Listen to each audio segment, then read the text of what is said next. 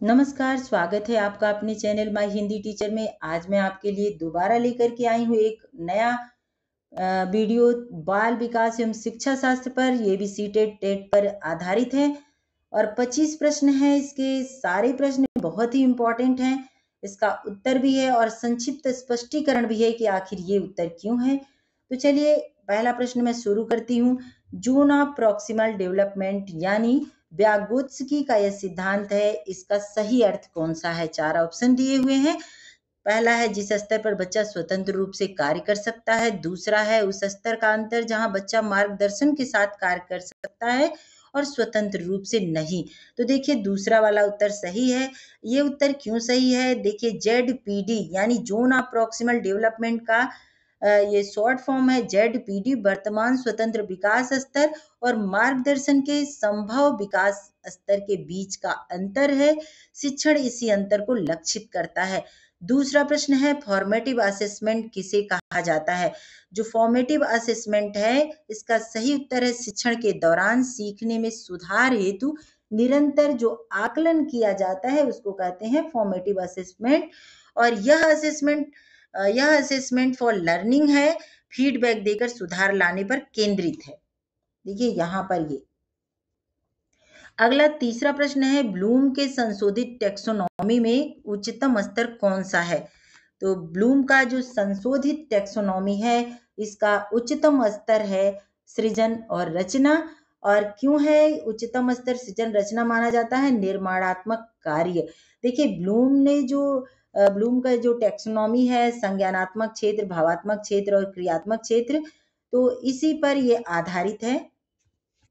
Bloom taxonomy is greatest level of learning. अगला है question number 4 कि इंक्लूसिव एजुकेशन का बुनियादी विचार क्या है? इंक्लूसिव एजुकेशन का बुनियादी विचार है सभी बच्चों को समान कक्षा में आवश्यक सहायता के साथ पढ़ाना, यानी जिस बच्चे को जैसी जरूरत है उस हिसाब से उसको पढ़ाना। और इसका देखिए स्पष्टीकरण है कि समावेशी शिक्षा का उद्देश्य विविधता में समान भागीदारी और आवश्यक समर्थन देना, यानी समावेशी शिक्षा पर पूरा जोर दिया गया है। अगला प्रश्न है कि यदि एक 10 वर्षीय छात्र पढ़ने में अत्यधिक कठिनाई दिखाता है पर बुद्धिमत्ता सामान्य है, यानी वो पढ़ने में समझने में परेशानी है पर दिमाग है उसके पास, तो शिक्षक को क्या करना चाहिए? ऐसे में निदानात्मक आकलन करके संभाव्य विशिष्ट सीखने के विकार जैसे डिसलेक्सिया की जांच कर व्यक्तिकृत सुधारात्मक योजना बनाना चाहिए, यानी उचित कदम, विस्तृत डायग्नोस्टिक मूल्यांकन प्लस व्यक्तिगत रेमेडियल प्लान। इसके साथ अगर काम होगा तो बच्चा सही से समझ पाएगा। अगला क्वेश्चन है 6, कौन सी शिक्षण रणनीति कंस्ट्रक्टिविस्ट दृष्टिकोण से सर्वाधिक संगत है? तो इस प्रश्न का सही उत्तर है विद्यार्थी के लिए परियोजना आधारित परियोजना बना करके सहयोगी और समस्या समाधान गतिविधियां, यानी उनको TLM के माध्यम से भी अगर शिक्षा दी जाएगी तो वो उनके लिए उपयोगी साबित होगी। देखिए यहाँ पर कंस्ट्रक्टिविस्ट शिक्षा में स्वयं खोजने, बातचीत व सहयोग से ज्ञान का निर्माण होता है। अगला है कि पियाजे, ये क्वेश्चन बहुत ही इंपॉर्टेंट है। पियाजे के अनुसार 7 से 11 वर्ष की आयु किस चरण में आती है? तो ठोस ऑपरेशनल, ये जो है C नंबर इसका सही उत्तर है।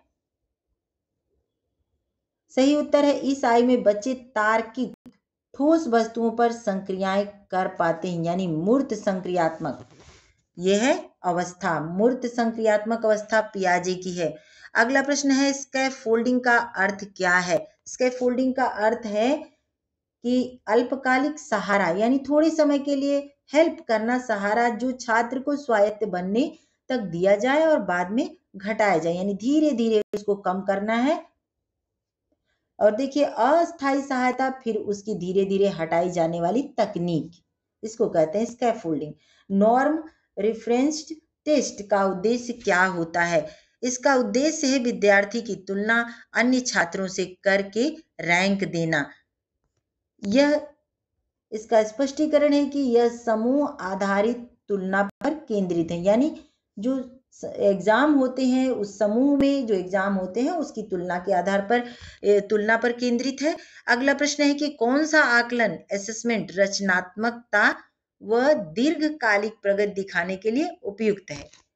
तो इसका सही उत्तर है पोर्टफोलियो आकलन। पोर्टफोलियो में छात्र की प्रगति, रचनात्मक कार्य और विकास दिखता है। यानी हर बच्चे का पोर्टफोलियो बनाना होगा, तब जाकर के बच्चे का आकलन दीर्घकालिक प्रगति दिखने के लिए उपयुक्त होगी। अगला क्वेश्चन नंबर 11 है, गार्डनर की मल्टीपल इंटेलिजेंसेस थ्योरी का प्रमुख दावा क्या है। तो गार्डनर की जो थ्योरी है, बुद्धि कई प्रकार की होती है, बहुआयामी बुद्धि को ये गार्डनर मानते हैं। तो इनकी कई प्रकार की जो बुद्धि है, इसमें देखिए इन्होंने बताया है कि भाषाई, तार्किक, गणितीय और संगीत आदि सब कुछ बुद्धि पर गार्डनर की मल्टीपल इंटेलिजेंसेस थ्योरी पर आधारित है। और गार्डनर के अनुसार बुद्धि बहुआयामी होती है। गार्डनर ने 8 प्रकार की बुद्धि की पहचान की है, जिनमें भाषाई, तार्किक, गणितीय, स्थानिक, संगीतात्मक, शारीरिक, गतिज, पारस्परिक, अंतर्वैयक्तिक और प्राकृतिक बुद्धि शामिल है। यानी इनमें से कोई भी आपको दे देगा तो आपके लिए थोड़ा परेशानी होगी, इसलिए आप अच्छे से इसको पढ़ लीजिएगा, क्योंकि ये सारे क्वेश्चन बहुत ही इंपॉर्टेंट है। बहुत रिसर्च के बाद इस क्वेश्चन को दिया जा रहा है। चलिए अगला प्रश्न है, एक कक्षा में धीमे सीखने वाले यानी स्लो लर्नर्स के लिए सबसे उपयुक्त रणनीति क्या है। सबसे उपयुक्त रणनीति क्या है स्लो लर्नर के लिए। तो स्लो लर्नर के लिए है अंतर स्तरीय निर्देश, छोटे छोटे समूह, रेमेडियल सत्र और स्पष्ट चरणबद्ध निर्देश। यानी छोटे छोटे, जब कोई बच्चा नहीं सीख पाता है, स्लो लर्नर है, तो आप सबके साथ लेके चलेंगे तो सफलता नहीं मिलेगी, इसलिए आपको उसको छोटे छोटे भाग में बांटना होगा और रेमेडियल सत्र देना होगा, स्पष्ट और चरणबद्ध डायरेक्शन देना होगा, तभी हो पाएगा काम। यानी व्यक्तिगत सहायता, छोटे छोटे चरण, रेमेडिएशन मददगार होते हैं। अगला क्वेश्चन नंबर 13 है, किस विकल्प से यह संकेत मिलता है कि किसी विद्यार्थी को ऐसी स्पेसिफिक लर्निंग डिसेबिलिटी एसएलडी हो सकती है।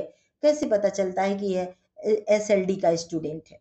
तो यहाँ सामान्य बुद्धिमत्ता होते हुए पढ़ने, स्पेलिंग समझ में असंगत कठिनाई होती। यानी बच्चा बुद्धिमान तो है, लेकिन वह छोटी छोटी चीजों को समझने में दिक्कत आती है। उसको प्रशिक्षक की भाषा को पूरी तरह न समझ पाना या न बोल पाना, बच्चा समझ नहीं पाता है, उसको बोल नहीं पाता है, लेकिन उसके अंदर समझ की कोई कमी। यानी एसएलडी में अक्सर सामान्य बुद्धि के बावजूद विशिष्ट कौशलों में लगातार कठिनाई होती है। बच्चों को समझने में कठिनाई होती है, पर बुद्धिमत्ता की कोई कमी नहीं होती है। अगला प्रश्न है, फॉर्मेटिव असेसमेंट के उदाहरण के रूप में सबसे उपयुक्त विकल्प क्या विकल्प है। कक्षा गतिविधियों के दौरान शिक्षक द्वारा अवलोकन और तीव्र फीडबैक चाहिए इसमें। और यह इसका जो स्पष्टीकरण है, यह सीखने के दौरान सुधार के लिए प्रयोग होता है। जो फॉर्मेटिव असेसमेंट है, यह सीखने के दौरान सुधार के लिए प्रयोग में आता है। और अगला प्रश्न है, नीचे दिए परिदृश्य में शिक्षक को क्या करना चाहिए। कक्षा में 2-3 बच्चे हमेशा चर्चा में बोलकर दूसरों का काम बाधित करते हैं। अब देखिए 4 ऑप्शन दिया हुआ है, इन चारों ऑप्शन को मैं पढ़ूंगी ताकि आपको भी स्पष्ट हो।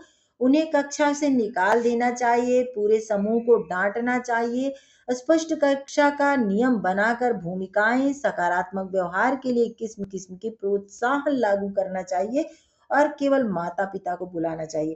तो देखिए ऐसा कुछ भी करने से कोई फायदा नहीं है। बच्चों को आप खुद क्लास में हैं तो आप हैंडल कर सकते हैं। उनके लिए नई नई भूमिकाएं, नए नए गाइडेंस और सकारात्मक व्यवहार, किस्म किस्म के प्रोत्साहन लागू करके आप उनको सही गाइडेंस दे सकते हैं। सकारात्मक व्यवहार प्रबंधन, नियम और भूमिकाएं प्रभावी व्यवहारिक रणनीतियां हैं। अगला है रिलायबिलिटी, परीक्षण की विश्वसनीयता का आशय है। क्या आशय है। टेस्ट का वही परिणाम बार बार मिलता है। और देखिए यहाँ पर इसका स्पष्टीकरण है, विश्वसनीयता, निरंतरता और सुगमता, ये सारे जो हैं ये इसके आशय है। अगला प्रश्न नंबर है, डिफरेंशिएटेड इंस्ट्रक्शन का मुख्य उद्देश्य क्या है। हर विद्यार्थी को वही सामग्री देना और छात्र आधारित आवश्यकताओं के अनुसार शिक्षण सामग्री, प्रक्रिया और उत्पाद में भिन्नता लाना।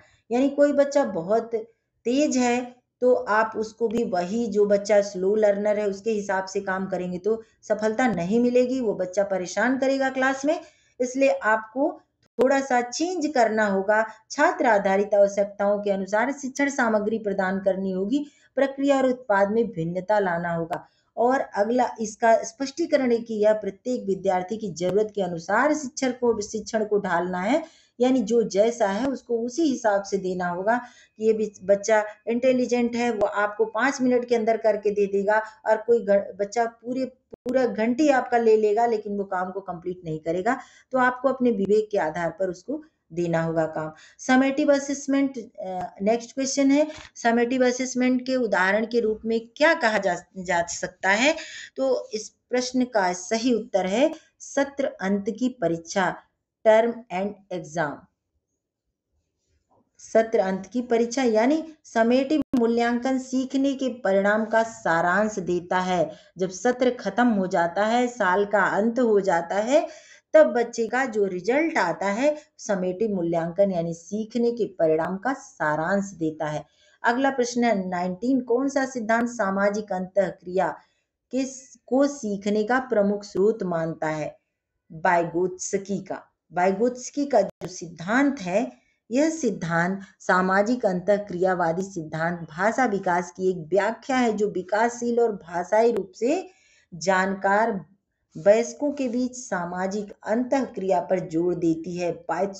वाइगोत्स्की ने इसको सिद्धांत को सीखने का प्रमुख स्रोत माना है।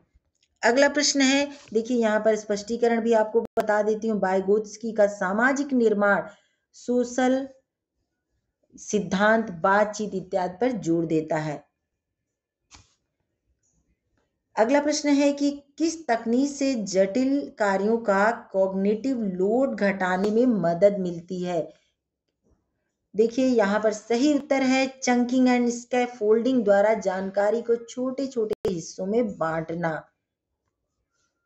जब हम किसी जानकारी को छोटे छोटे हिस्से में बांटते हैं तो वो सीखने को सुलभ बनाते हैं।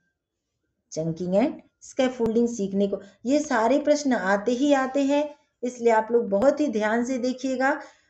अगला क्वेश्चन है कि continuous and comprehensive evaluation CCE का एक उद्देश्य, क्या उद्देश्य है सीसीई का? विद्यार्थी के सर्वांगीण विकास, उसका सर्वांगीण विकास होना चाहिए, शैक्षिक व सशैक्षिक दोनों का मूल्यांकन करना सीसीई का मुख्य उद्देश्य है। देखिए यहाँ पर विद्यार्थी का सर्वांगीण विकास, शैक्षिक सशैक्षिक दोनों का मूल्यांकन करना। सीसीई का लक्ष्य समग्र विकास, सतत मूल्यांकन यानी लगातार हर स्टेप बाय स्टेप बच्चे का मूल्यांकन करना सीसीई का लक्ष्य है और उद्देश्य भी यही है। अगला प्रश्न है, निम्नलिखित में से कौन सा कार्य उच्च क्रम हायर ऑर्डर सोच का उदाहरण है? कौन सा ऐसा उच्च कार्य है जो उच्च क्रम सोच का उदाहरण है?